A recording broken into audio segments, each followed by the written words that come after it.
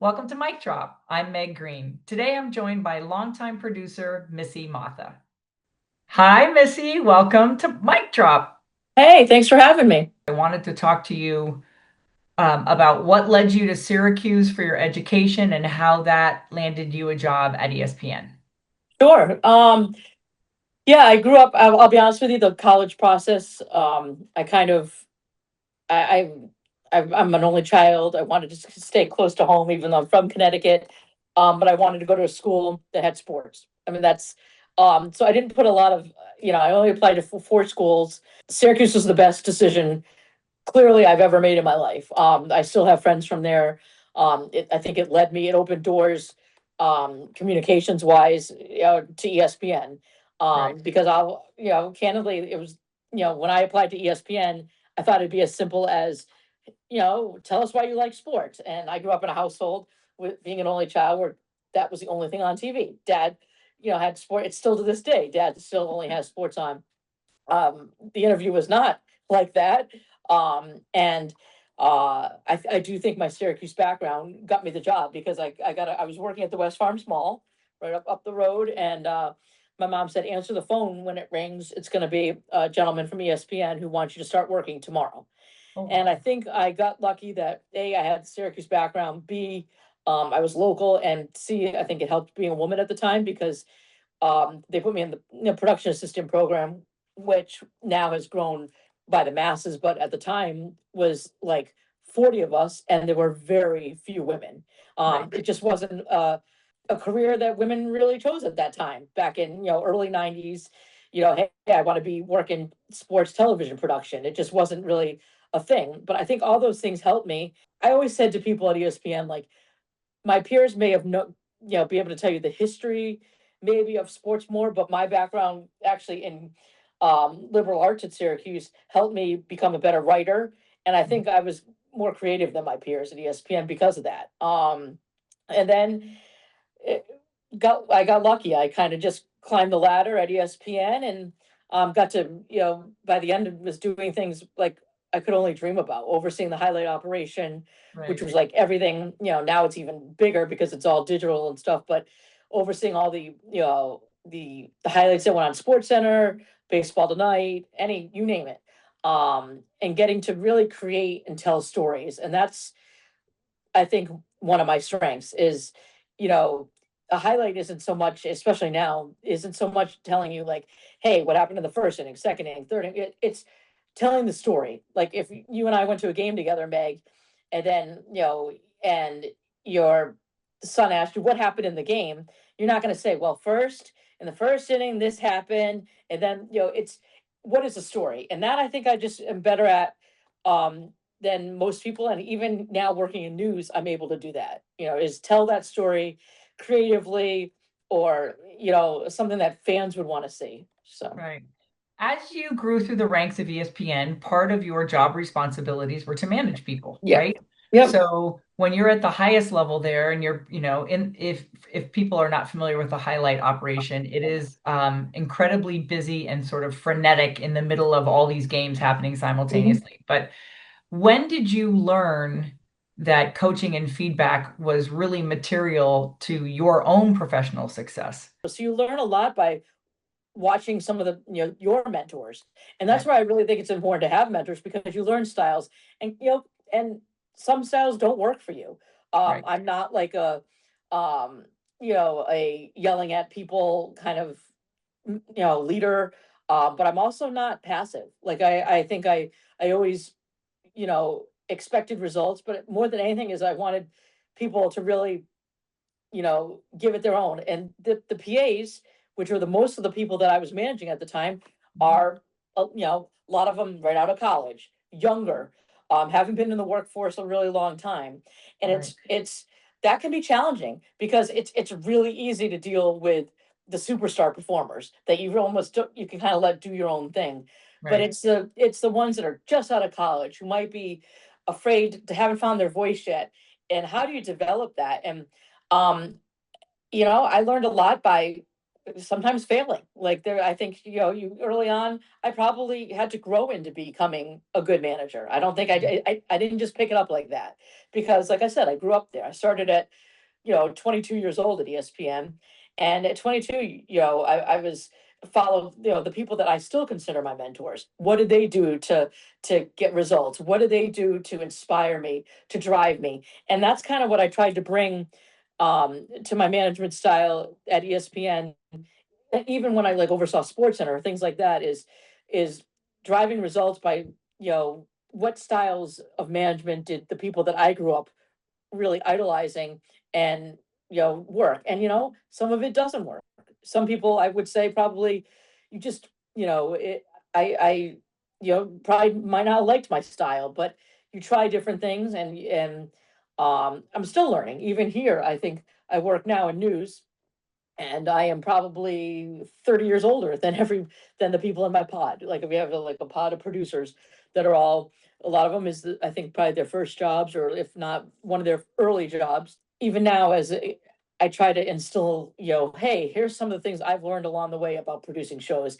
Because even though the content has changed, and I'm not Right. dealing with, walk-off home runs and touchdown celebrations, you're still producing, and there are still ways to be creative, even in a news world, or whether it's using different parts of the studio, or doing something that's memorable.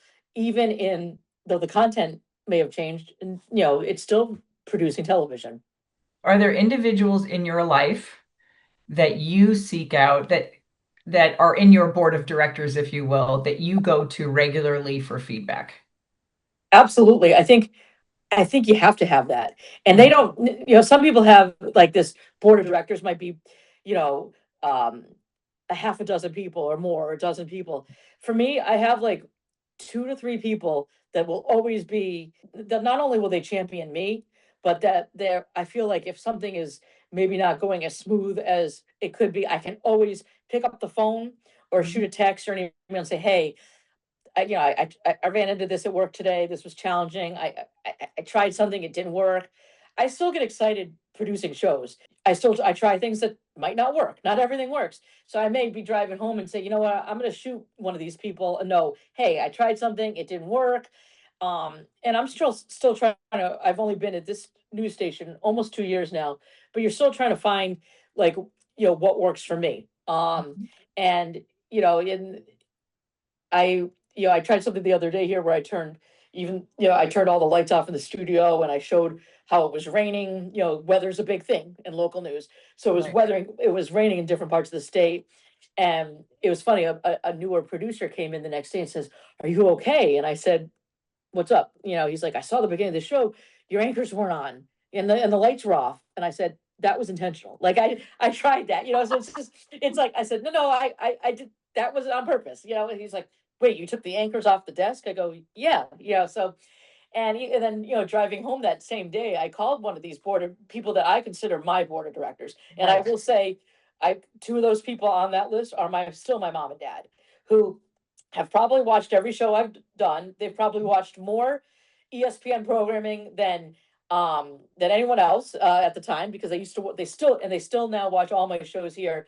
And my mom will tell you, like, she knows when something might not, like, if there's a technical thing that doesn't go right. I talk to them still driving home every day.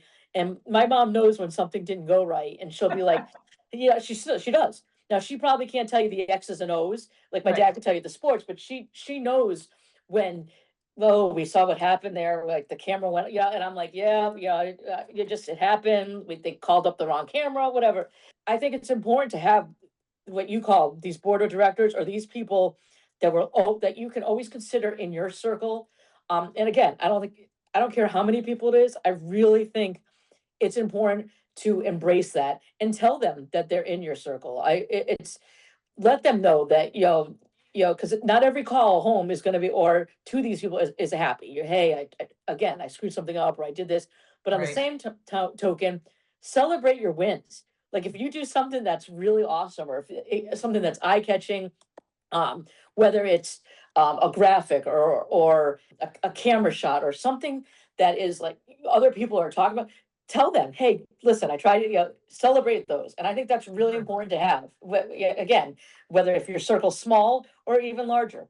Do you find that these individuals, your parents and whomever else that you reach Yep. out to, will also offer you critical feedback? Like, oh, I didn't think that went well. You didn't call them to ask, to Yep. seek that out, but they are confident in their ability to give you that sort of criticism. Uh, I think that's really important. I think honesty is important because if they're not being honest, if the people in your corner that you consider your team of people that, your champions aren't honest and give you the critical feedback, they're probably not the right people to have as your mentors or whatever. You want that. You want both sides. I want the critical feedback. And sometimes they might not have the eye, but especially the people that I still have, even my ESPN people that I still talk to, Mhm. they do know, television, what works and what doesn't work. I want them to say, hey, did you think about, I like that. Did you try to think about that? Or that same thing I was telling you about where I took the anchors off the set and I took the lights down. There was on the set was a computer with the screen up. Mhm. And one person said, yeah, did you think about maybe closing the computer screen? And you know what? He was absolutely right. It was Right. this cool, the studio looked cool. It was dark, there was rain and all these monitors, and one computer on the desk had like that would have taken 2 seconds for me just to look at the shot and say, hey, can we shut the computer screen Right. down Right. or take the cup of coffee off the desk? So I think that's important. And Yeah. for next time, so that now I'm on the lookout for things like that. You have pivoted a bit in your career, and I think that's important too, because those changes, sometimes they're fortuitous, sometimes they're just plain challenging because of the timing, right? But you left a major network. Did you go to the Diamondbacks? Yep. Yeah, it Yes. was all of Arizona. So it was it was Diamondbacks. Um, at the time they had hockey, the Coyotes, and the Suns. And what was that like this is going to sound crazy, but for, those of us who have followed ESPN, you went Yep. from 10,000 sports, which, to me sounds very manageable. To other Yep. people may not. But what was that like to pivot to your focus being narrower, even though there's high Um, volume in those sports? I'll be honest with you. I struggled a little bit with it. I also struggled a little bit, just from a personal standpoint of being away from Connecticut, being on the other side of the country, where if mom called me and said, "Hey, your dad's in the hospital," I can't just, obviously if it was serious, I'd hop on a plane and go home. But like you felt like your hands were tied a little bit. I also felt that the more narrow field, I'm kind of big picture.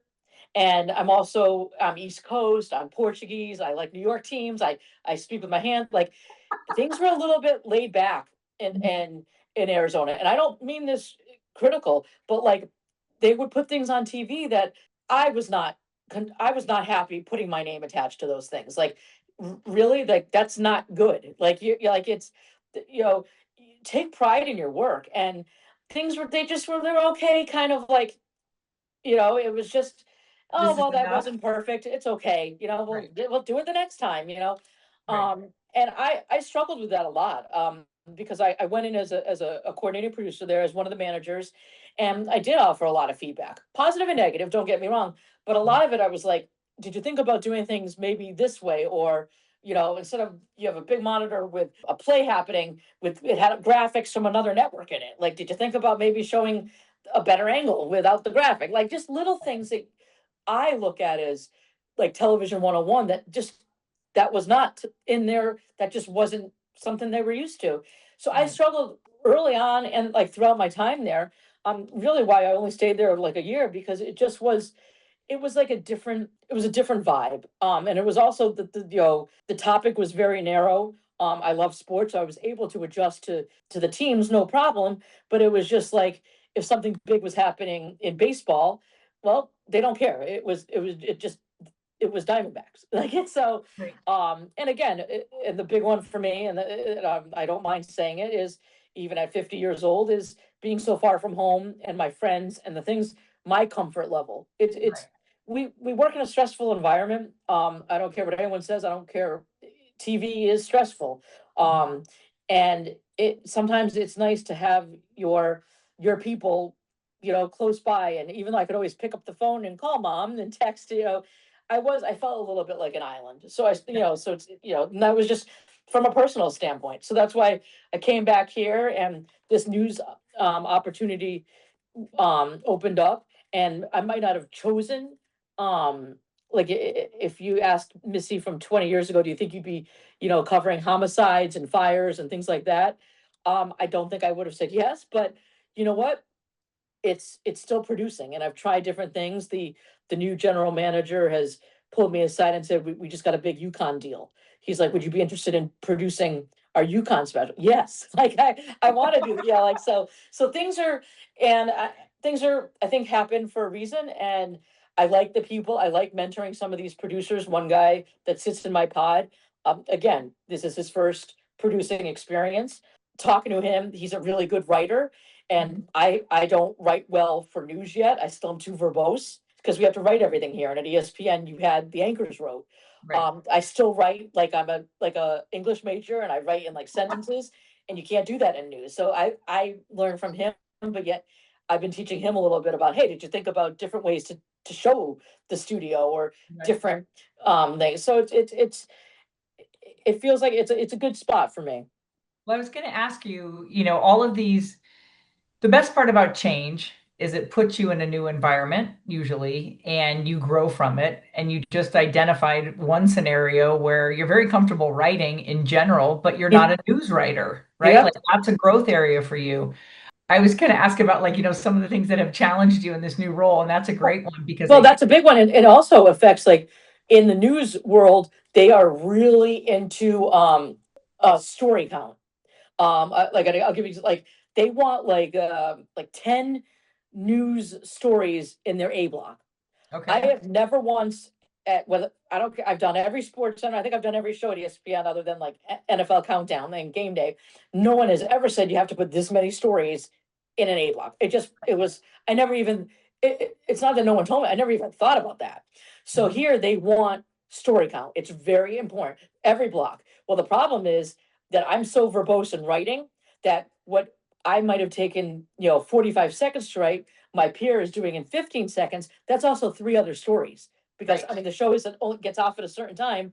So I was putting less in the show, not intentionally, but because my writing was too, too wordy, too not ready for news yet, that I was getting a lot less stories in the show. So it affected the show as a whole. So I'm really trying to work on, which is funny to say at, 51 years old, I'm trying to work on my writing, but I'm really trying to work on my news writing, because it is different than anything I've ever had to do before. Well, and It really is.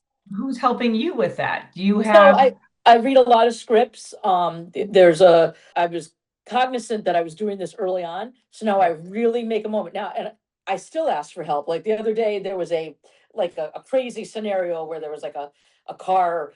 There was a death. It was a fatality, but a car. There was a whole bunch of stories going on. So I wrote a script, and it was 55 seconds. I mean, they really want like 20, 30. right? So I went to, the guy in my pod who did it, who was, again, probably 30 years younger than me, who did it in 18 seconds.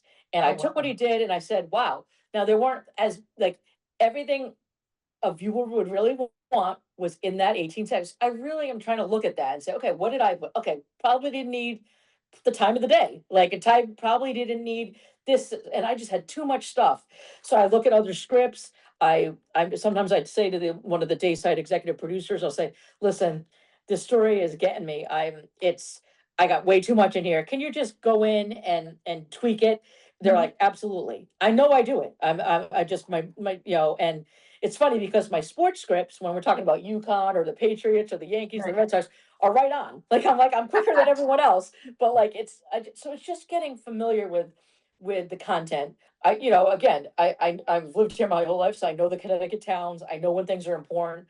Right. I Producing is producing. I always tell people, if you could do something still like one thing memorable a show, and I carry that with me even here. Like what can I do today that might be different? Your hands are tied a little bit when you're talking about fires or whatever, but there are other stories, or there could be a graphic that tells a story. We do a lot of like business stories or stories that maybe parents to get how to keep your children safe, like Right. a school bus strike was averted today. What can we do? Can we do bullet points? Can we, instead of just saying a bus strike was averted today, you can still tell stories in a creative manner. And I really try to do that here. I want to ask you, what is a piece of advice that you've been given in your career that you carry with you to this day? One of those ones that just sticks. I think I ran a lot of show meetings at ESPN. The producer would run the show meetings, and I always tell people, as a producer, your day starts at that ideas meeting. So if you come in and you don't have ideas, or like you're producing from that moment. It's not just the hour or half hour you're on TV. It is even in that meeting. So I always like to make sure I'm on top of everything. Now there are going to obviously some stories that might slip through the cracks, but I like to make sure I know everything. So somebody gave me a bit of advice once, that I didn't even know I did this. But in every sports center meeting, I guess I would say, yeah, I'm not sure this is a good idea, but maybe we do this and we, do it with this. I don't know, maybe like do that, or this may not be a good idea. Like I would second guess myself in saying it in the way I presented the idea. Mhm. And a senior coordinating producer pulled me aside and said, I just want you to know, like every meeting you'll be like, I'm not sure this is a good idea or this. And it's always the best idea in the room. Have confidence. And now it doesn't have to be the best idea in the room, but have confidence in your ideas. You're already, come out and say, I'm not sure this is a good idea. You're already you're going in with doubt. Say, hey, let's try this. And I'll be honest with you, I never even knew I did that. Right. It was a habit. Like I always had like a little self-confidence problem, not just in television, just growing up I remember in elementary school, the TPO. So I would, sit in a meeting with all like baseball meetings with all these people that had been working in baseball tonight for years. And I throw out an idea and I'd be like, well, I'm not sure, but maybe we could try. And I just didn't even know I did it. They Right. gave me that advice and I use that now. And even Yeah. sometimes I catch myself in the ideas meeting here being like, I'm not sure if we did this before. And I'm like, wait, just say it. Let's Yeah. do this. So that has always stuck with me. Two reasons. One, I didn't know I did it. Right. And two, like as a producer or a leader of a show, have confidence in what you're doing. And I work with people here that don't always have confidence. I'll be honest with you, is or come into meetings with ideas. Like there's nothing worse than when they go around a room, and I'm a big person of believer in going around the room and soliciting ideas. When someone's like, yeah, I got nothing, there's got to be something. Like yeah, Right. it's so. But that was a piece of advice that has always stuck with me. Seriously, I don't even talk to that, senior coordinating producer anymore, but I'll never forget him pulling me aside and Yeah. saying, I did you know you did this? And I'm like, nope, I had no idea. What is an example? One more example, and then we'll wrap this up. What's Yep. an example, do you think, of how you've coached someone where you left an imprint, on Uh, your suggestion? one, like, I, I think it goes back to a lot of ideas. I was working with he was a high performer. Mhm. At least I knew from the start. I could just tell he had his act together. But in meetings, he was not a talker. And when it came, going back to ESPN, when it came time for like, um, you know, AP decisions, he got passed over a few times. And he came to me and he said, "Listen, I've done I have these ideas. I'm working on profile shows." And I said, "Well, the only thing I could say to you is like, you don't contribute in meetings very much. You could after the fact, you'll send me, hey, let's maybe do this for the show, or I had a." And he's like, I don't feel comfortable talking in front, yeah, in a group. He goes, I've always had that. There's a very fine line there because you don't want to tear someone down because they have a fear of talking in a group of people. But like I said, listen, you give me a list of ideas every day. I go to you. You've got it all together. The problem is that there are people, that make decisions that are in these meetings that they think that they don't know what you've done. I go, you include me on these notes. Maybe, I get not feeling comfortable. I think sometimes you have to, I don't mean like the tough love, but I think sometimes you have to try to speak up a little bit. I think Right. it's important. But if you really have like anxiety, or you get like that stress about speaking up, that note you send to me, can you include other bosses and just say, hey, I don't feel very, it's weird because you don't want people to give you fuel to the fire and say, well, if he can send these notes, but why can't he speak up?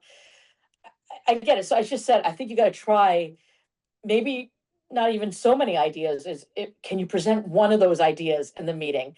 Just so because perception, it is a lot of what we do. And if we go around the room, or if people are talking, the perception is that you're not engaged. And I know you're engaged because you've sent me all these great ideas, and you're like Right. my go-to person, and you're a super high performer.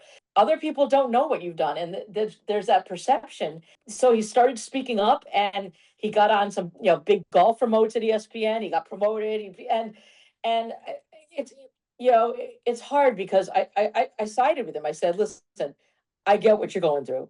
And it is challenging. You don't have to bring, 5 ideas every day, but if you Right. can present one of those, that big one, just so I know it's hard to say, just so that the other people in the room know you're there, because Right. it just right now you give off a vibe that you're not. And he's like, and he actually pulled me aside. Well, he sent me an email. I think while I was actually in Arizona, thanking me because he got another promotion. And he's like, thank you. He goes, I think I just needed that kind of push, because now I'm not so scared to speak up. I think it was just that original, like you're in a room with the Scott Van Pelt of the room, or like that you grew up watching, or like these larger than life people, and you're afraid to fail. Don't be afraid to fail. I've done some terrible things on TV, like that are just, but you know what? It happens, and you learn from those. I've made mistakes. It's you just try to it's learning from those mistakes. And I loved it. I've gotten a lot of notes, but I loved getting that note in Arizona from him saying, just wanted to thank you. I know you haven't been here in a year. But I did get promoted. I've gotten promoted. I'm doing all of these things. I'm on the SVP show. I'm doing all this stuff. Right. And it just, that's not why we do it, but there's something about it. Like, to me, that's more important than having the greatest show, is to know that the people that you're trying to mentor, the people that you're trying to help out, uh, are like, you're giving ways to, I think that's important. So, No, I think that's a beautiful ending to a wonderful conversation. yep. I appreciate your time. I appreciate your insight. I appreciate you being on this, on our Yeah. Thank you so much for podcast. having me.